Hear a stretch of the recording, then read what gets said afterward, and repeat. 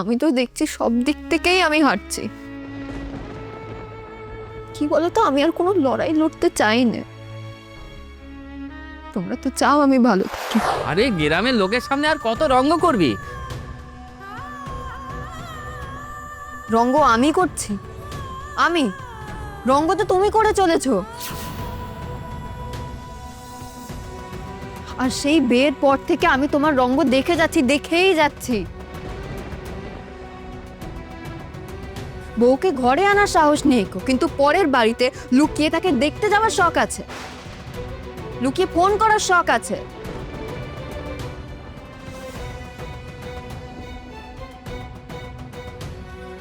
রাজু,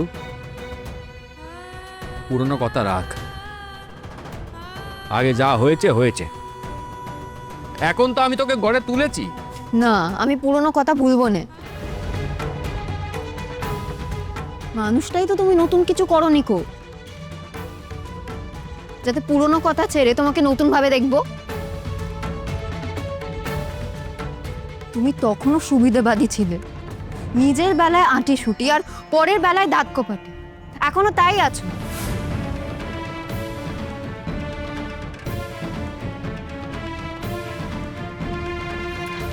মা, এই নিন সিঁদুরের কোট। দাও দাও, এনে এটাকে পরিয়ে দে। সবাই এ স্ত্রী মেয়ে মানুষ কেমন কালি স্মৃতিতে ঘুরঘুর করছে দেখো। আরে ওর তো কিছু হবে না, যা হবার তো তোর হবে। দে পরি দে।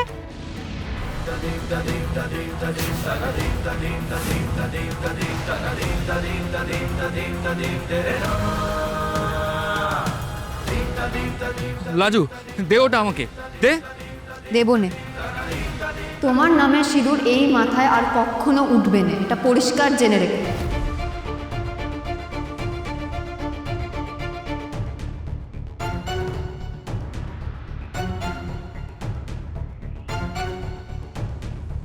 আমি নিজের হাতে তোমার শ্রাদ্ধ করেছি, এই হাতে আর কোনোদিন সিঁদুর উঠবে না মাথায়।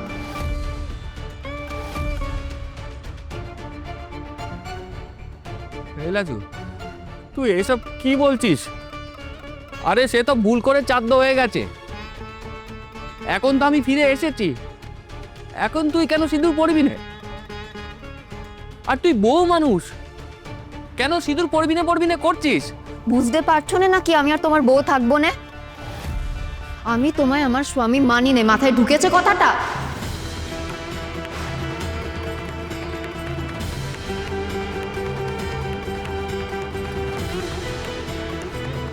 আমি তোমাকে ত্যাগ করি।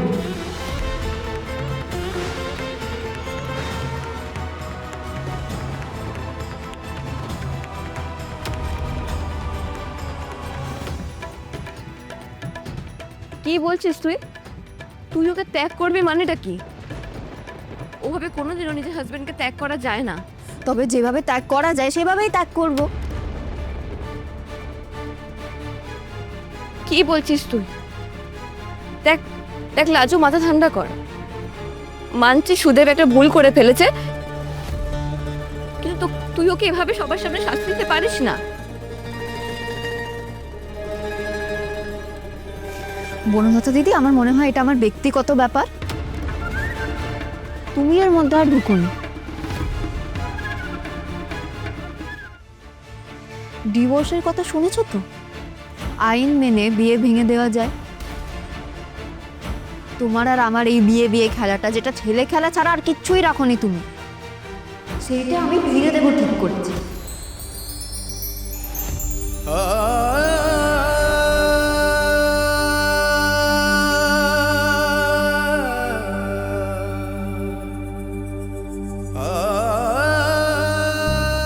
সেটার আইন আছে আমাদের দেশে, সেই আইন মেনে আমি তোমাকে ত্যাগ দেব।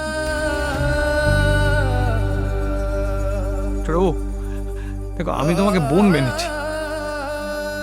আমি মানছি আমার ভাই তোমার সাথে অন্যায় করেছে, খুব অন্যায় করেছে। কিন্তু দেখো, এভাবে সম্পর্ক ভেঙে দেওয়াটা ঠিক নয়।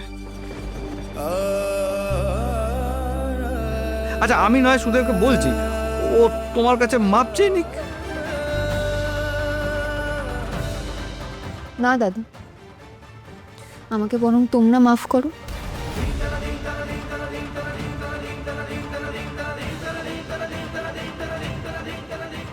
তুমি বৌদি দীপা দিদি আমাকে অনেক আগলে রেখেছো, অনেক স্নেহ করেছো, ভালোবেসেছো,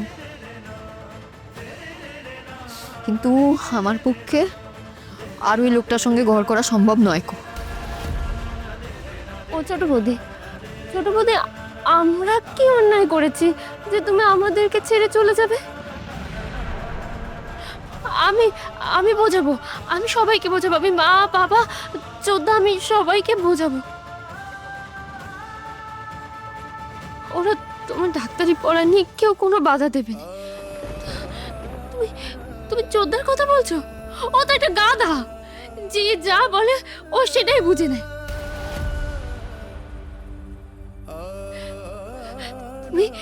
তুমি তো আমার লক্ষ্মী বৌদি, দোহাই না বৌদি, তুমি আমাদেরকে ছেড়ে চলে যেও না, চলে যেও না ছোট বৌদি।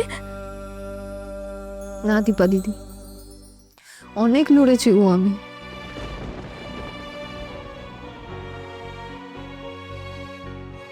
এই লোকটার সাথে সংসার করতে এসেছি বলে আমার বাপ মাও আমাকে ত্যাগ দিয়েছে,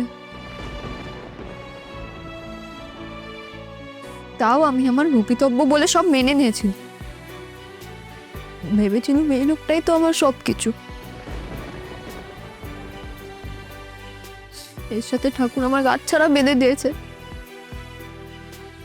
এর সাথেই তো আমায় থাকতে হবে, কিন্তু আর যে পারছি না গো দীপা দিদি।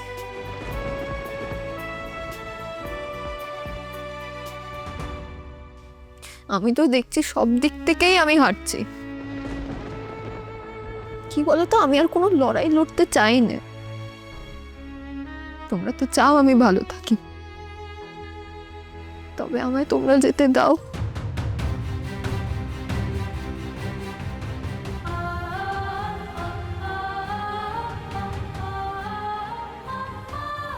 নাও শোনো, তোমরা শোনো, এই মেয়ে মানুষ কি কইছে বলছে কি না নিজে স্বামীকে ছেড়ে দেবে।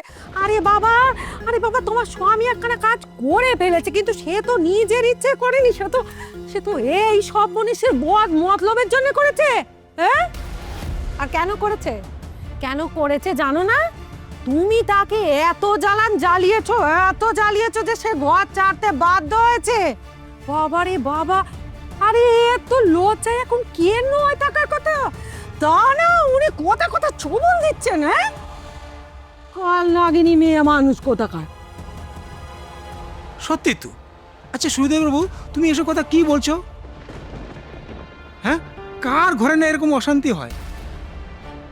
সংসার করতে গেলে এরকম তো অশান্তি হয়। তাই বলে সদবা ঘরের বউ তুমি ঘর সংসার স্বামীকে ছেড়ে দিয়ে, হ্যাঁ, বললে আমি চললুম?